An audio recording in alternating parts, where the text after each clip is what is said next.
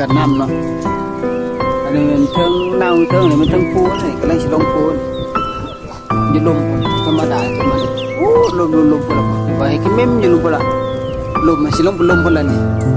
เลยขึ้นมาเทิงตัวนี้นะมาเทิงสมเด็จเทิง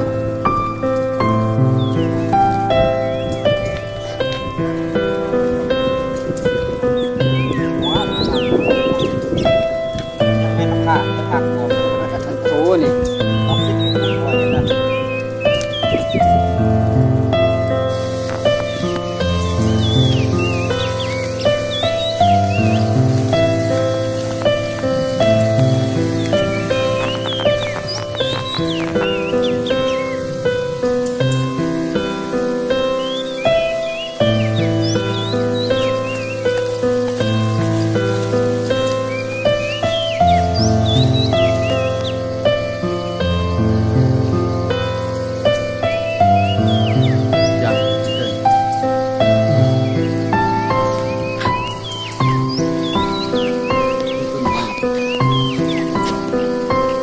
แปะไม่แปะไอ้เรื่อง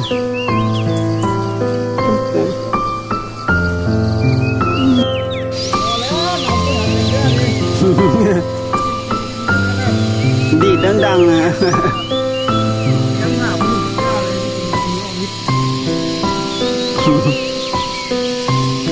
แต่มันจะวินซีตลอดแล้วผู้เฒ่า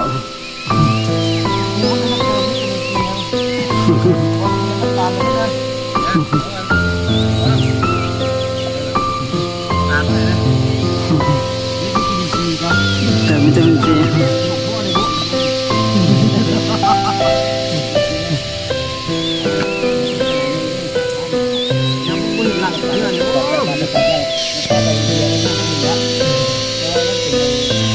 ตัวแรกหอนมาแล้วนะ